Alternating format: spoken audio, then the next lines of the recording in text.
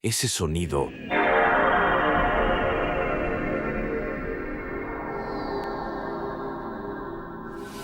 Todos lo recordamos.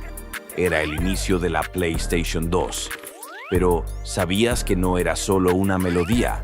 En realidad, ese sonido representaba la consola leyendo datos del disco en tiempo real. Por eso, cada vez sonaba un poco diferente. No era un efecto grabado. Era la PS2 respirando. Ese tono, con su eco misterioso, marcó el comienzo de miles de aventuras.